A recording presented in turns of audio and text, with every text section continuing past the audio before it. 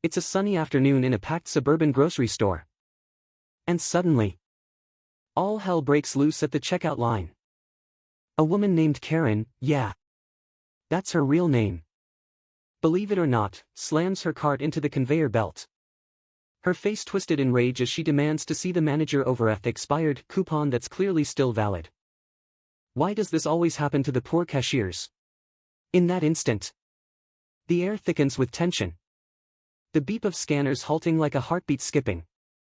And everyone knows, this is no ordinary complaint, it's a full-blown Karen meltdown waiting to explode. But oh boy. Karen had no idea what she was in for. The manager who strides out from the back isn't some timid pushover in a polo shirt, no. This guy's built like a linebacker. With tattoos peeking from his sleeves and a scar across his cheek that screams, "I've seen worse than you." His name's Marcus.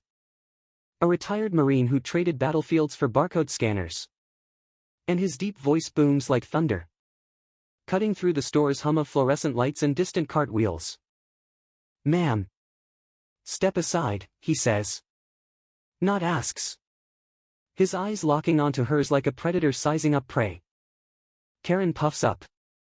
Her voice shrill as she accuses the cashier, a sweet kid named Lily, of deliberate sabotage because the total rang up $2 higher than expected.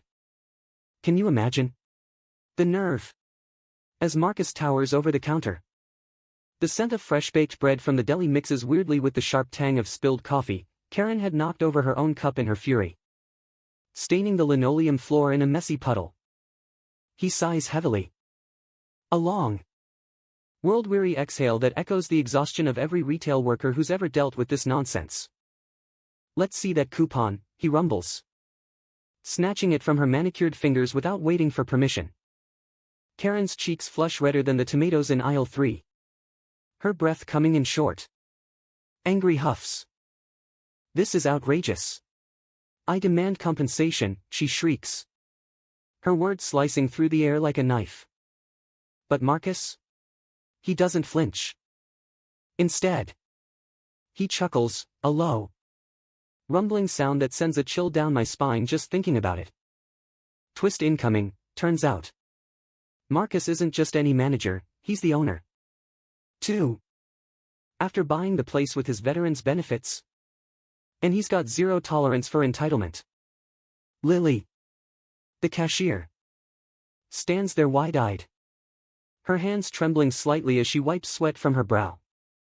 The poor girl, barely out of high school, had been enduring Karen's tirade for what felt like eternity, accusations flying about lazy millennials and poor service. Oh, the irony. Karen, with her designer purse and perfectly coiffed hair, embodying every stereotype of privilege gone wild. Marcus glances at Lily, his expression softening for a split second, like a father protecting his own. "You okay, kid?" he mutters. And she nods, though her voice cracks when she whispers, "Yeah. But she's scary." "Scary? Ha! Pot. Meet kettle." The conflict escalates as Karen pulls out her phone, threatening to go viral with a video of the abuse.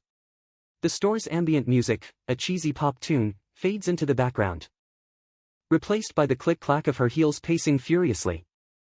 "You'll regret this," she hisses, her finger jabbing toward Marcus like a weapon. But here's where the real drama kicks in. Marcus, with his military precision, pulls up the store's security footage on his tablet right there at the counter. The screen flickers to life, showing Karen earlier in the aisles, deliberately swapping price tags on items to cheat the system. Gasps ripple through the growing crowd of onlookers, shoppers pausing their carts, employees peeking from behind shelves. "Ma'am," Marcus says, his tone dripping with controlled fury. "This ain't your first rodeo. Is it? We've got you on tape." Karen freezes, her smug grin melting into a mask of horror. The air feels heavier now, charged with the electric buzz of impending justice. She stammers, That's not me. It's edited. But the evidence is crystal clear. the timestamp glaring like an accusation. Marcus leans in closer, his breath steady and calm, contrasting her frantic pants. You've got two choices, pay up properly and leave quietly. Or I call the cops for attempted fraud. The words hang there, heavy as lead, punctuated by the distant ding of the entrance bell as more curious customers trickle in. Why do these moments always draw a crowd? It's like human nature thrives on the spectacle. But Karen, oh stubborn Karen, doubles down. She starts yelling about her rights as a customer, her voice cracking with faux indignation. The smell of her overpowering perfume, something floral and cloying, wafts stronger as she gestures wildly, mixing with the metallic tang of fierce sweat. Marcus doesn't budge, instead. He signals to another employee, a burly guy named Javier, to block the exit subtly. Javier, with his easy smile now turned serious, nods and positions himself by the doors, arms folded. This is harassment, Karen wails, tears welling up in her eyes, not from remorse, but from the sting of being caught. Twist alert, little did she know.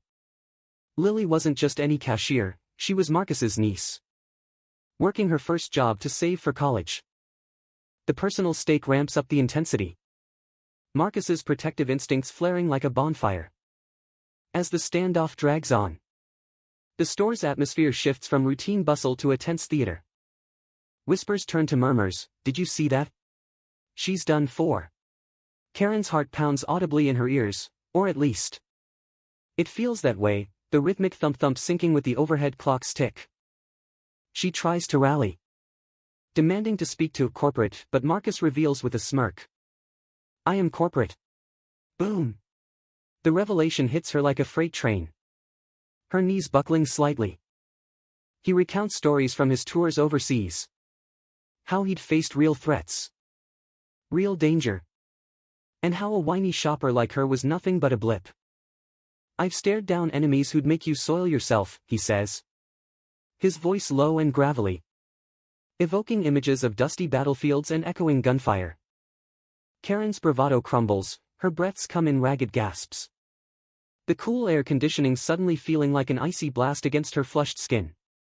In a desperate bid, she grabs her items, half paid, half not, and bolts toward the exit. But Javier's there, not touching her but standing firm like a wall. Ma'am, you can't leave with unpaid goods, he says politely, yet firmly. The crowd swells, phones out, capturing every humiliating second. Karen's mind races, how did this happen? She, the queen of complaints, reduced to this? The twist deepens when an elderly customer, Mrs. Thompson, pipes up from the sidelines. I've seen you pull this before. Dearie. Time to face the music. Mrs.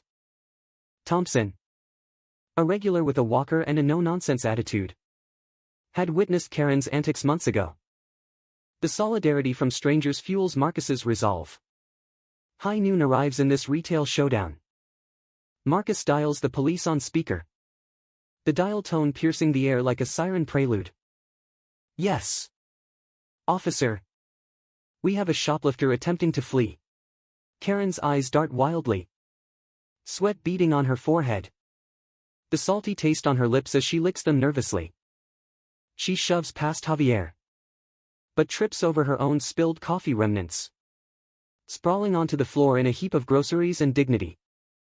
Apples roll away like fleeing witnesses, the thud of her fall echoing comically. Get up, Karen, Marcus says, not unkindly but with finality. This ends now. Humiliated, she scrambles to her feet, leaving her cart behind, and flees the store empty-handed. The automatic doors whoosh open, sunlight blinding her as she stumbles into the parking lot, tears streaming. Back inside, cheers erupt, subdued at first, then building like a wave. Lily hugs Marcus, whispering, "Thanks, Uncle." He ruffles her hair, sighing with relief. No one messes with family or honest work. As the cops arrive later to review footage, Karen's world unravels further. Turns out, this wasn't her first offense. A quick check reveals pending complaints from other stores. She faces fines, community service, and the viral video that blows up online. Titled, "Karen Gets Served by Marine Manager." The internet eats it up. Memes flying faster than her escape. But here's the inspiring part. Marcus uses the incident to start a training program for young employees, teaching resilience and standing up to bullies. Lily?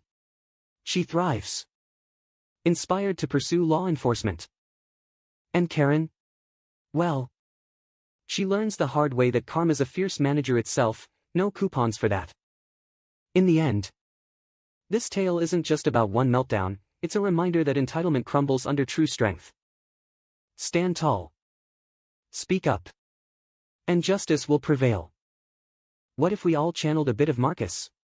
The world might be a fairer place. Retail workers, you're the real heroes, keep fighting the good fight.